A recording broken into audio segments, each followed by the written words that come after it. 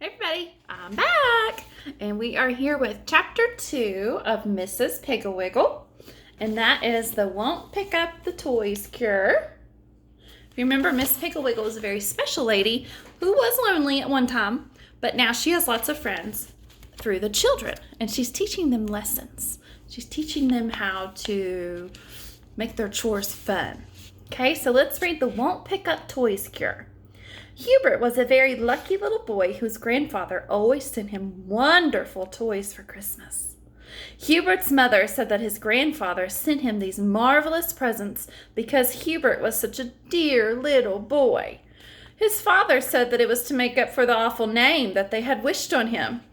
Hubert was named for his grandfather. His full name was Hubert Egbert Prentice. Hubert liked the presents his grandfather sent him, but who wouldn't? He had an electric train and track that went 4 times around his bedroom and into the closet and out again, and had 7 stations, and at every single station there was 2 bridges and a snow shed.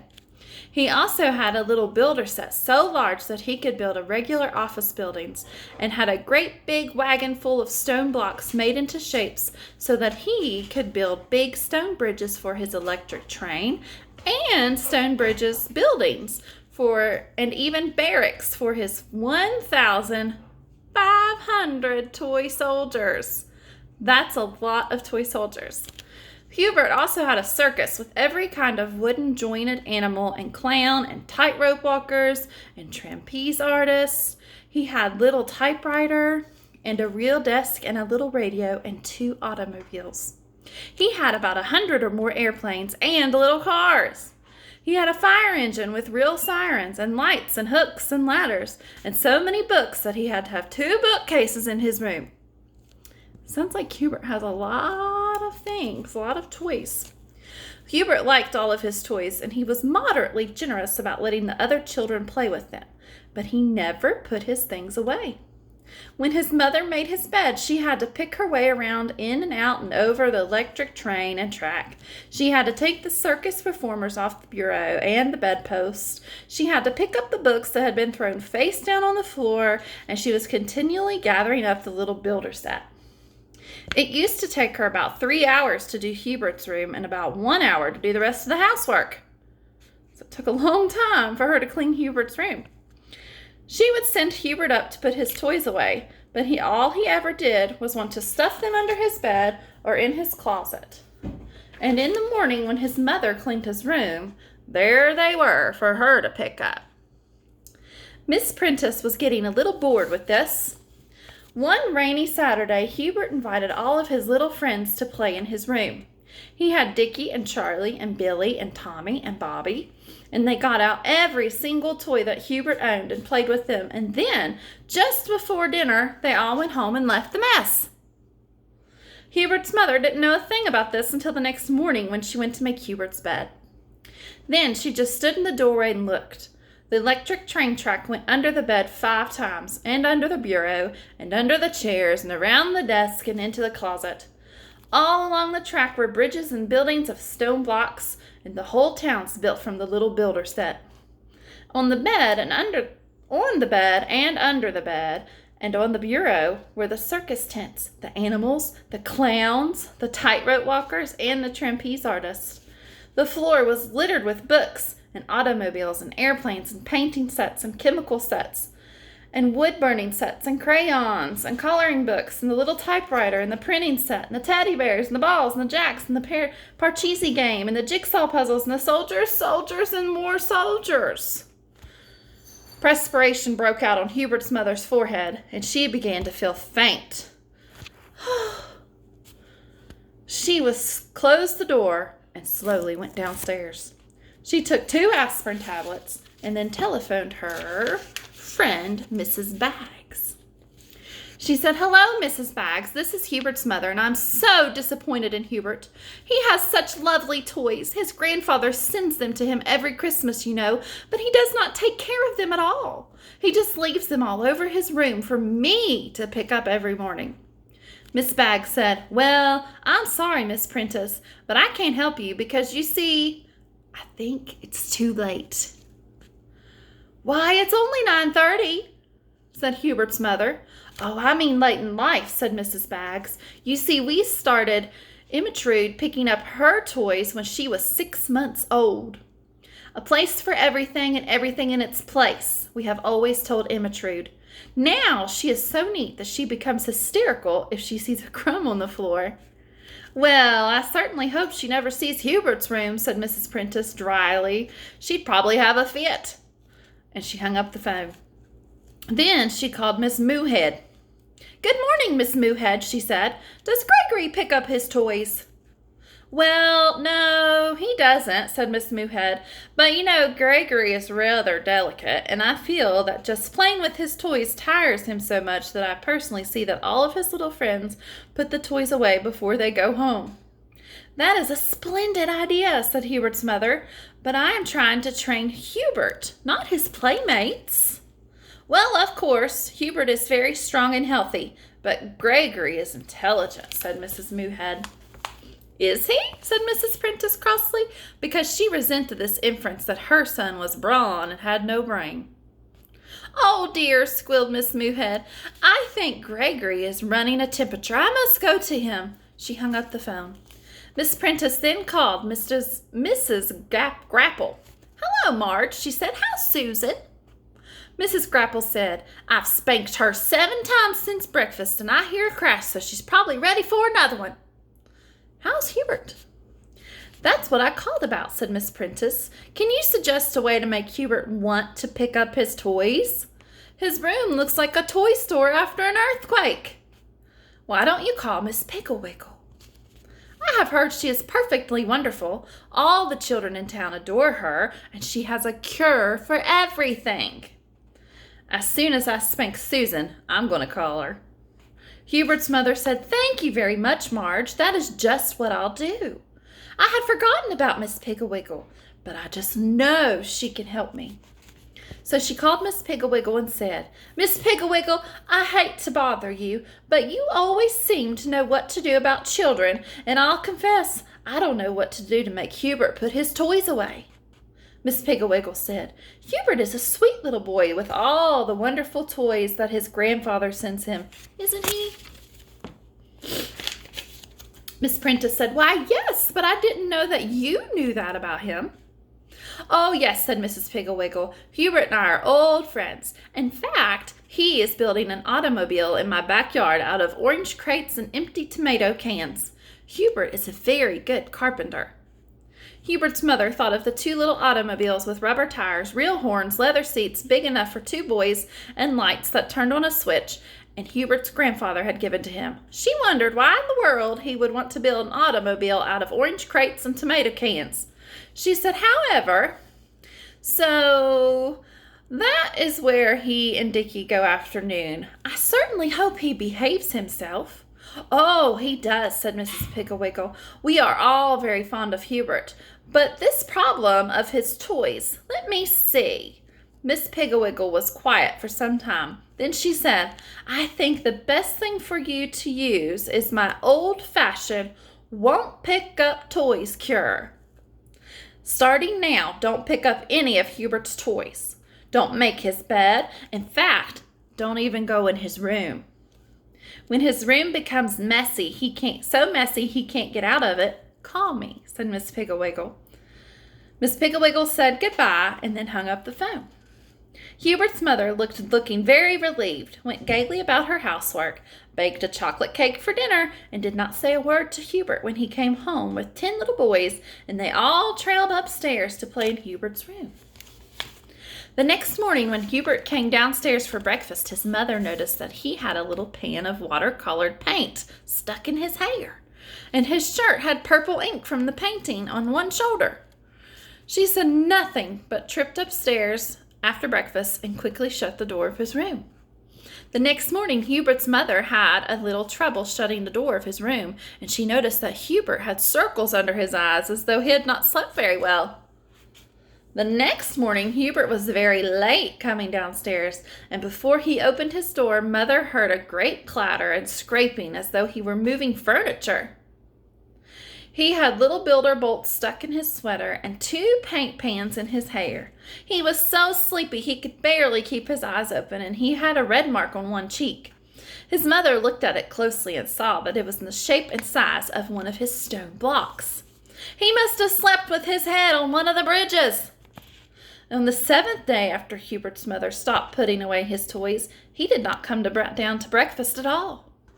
About 11 o'clock, his mother became worried and called up Miss Piggle-Wiggle.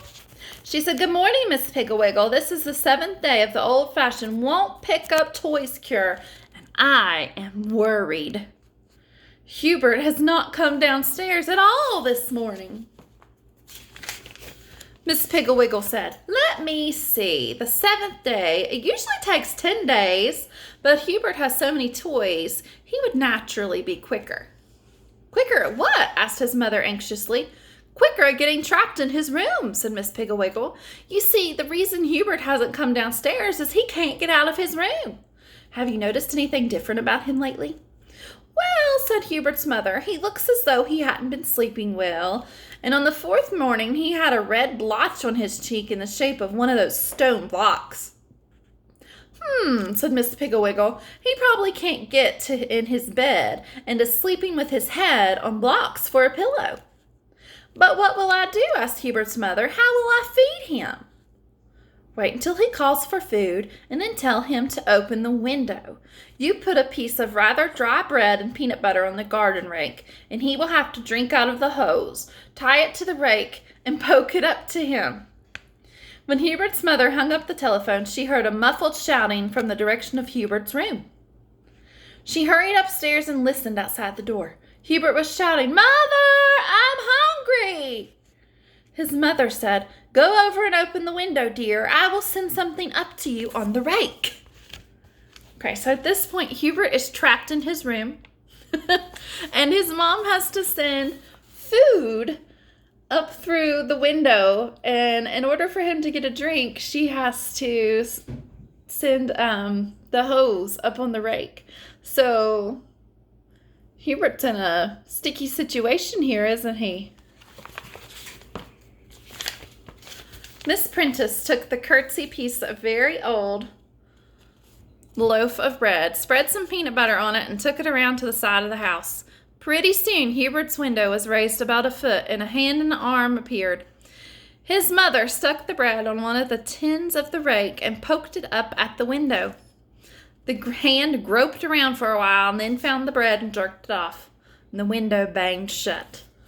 That night, when Hubert's father came home, his mother told him all about Miss Piggle-Wiggle's treatment. Hubert's father said, "Miss Piggle-Wiggle sounds all right, but none of this would have happened if Hubert's grandfather hadn't given him so many toys. When I was a boy, all I needed to have a good time was a little piece of string and a stick. Miss Prentice said, "Not that old string and stick routine again, John. Anyway, now that Hubert has the toys, the picture is changed." Mr. Prentice hid his face behind the evening paper and said, "Something smells delicious. Is it Irish stew? I hope so." "Yes, dear," said Hubert's mother, worrying about how she was going to serve Irish stew to Hubert on a rake. She finally put a potato on one prong and a carrot on another and an onion on another and a piece of meat on the last 3. And the window was open only about 3 inches, but the hand grabbed the food, and after dinner, Hubert's father tied the hose to the rake and held it up to Hubert's mouth.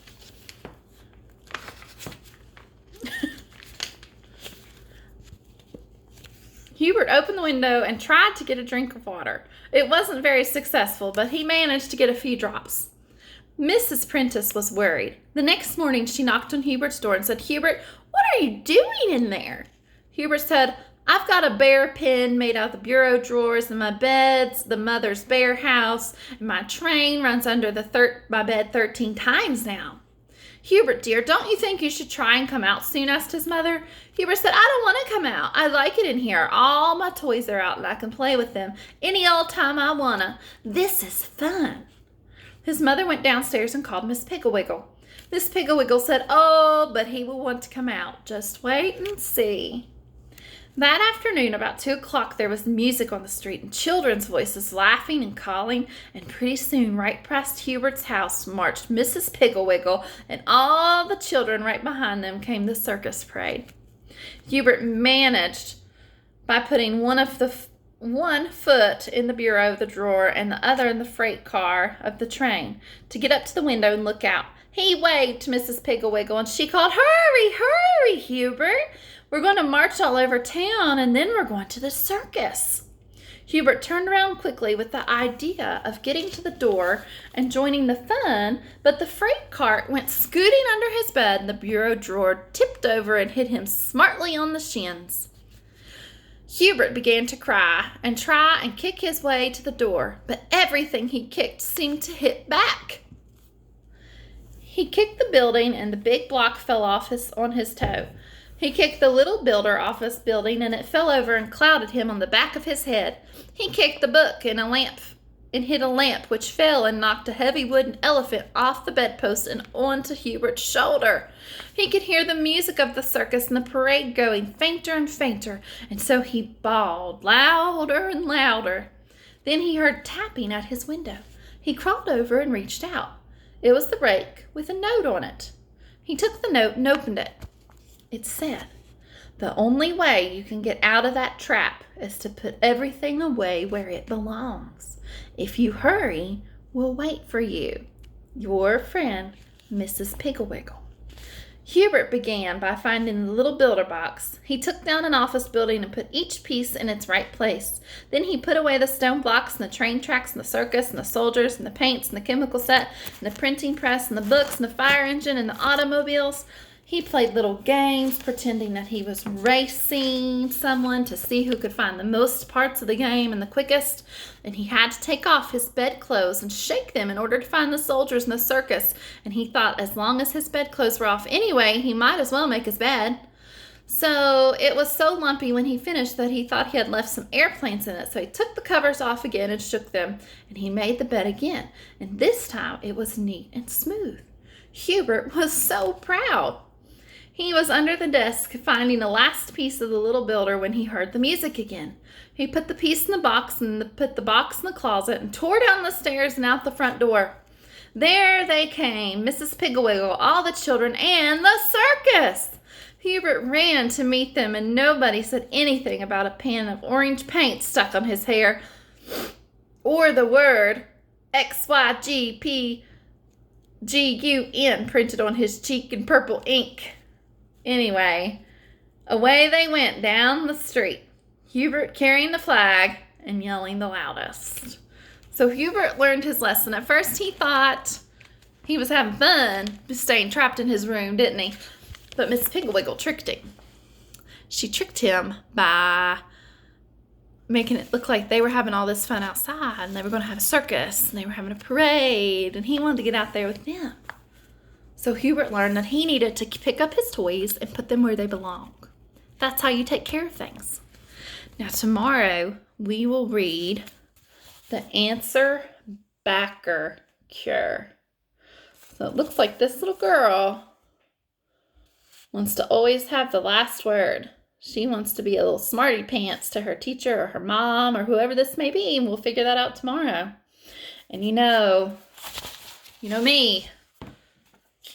I don't like answer backers. I hope you enjoyed today's chapter, and I will see you tomorrow, okay? Bye.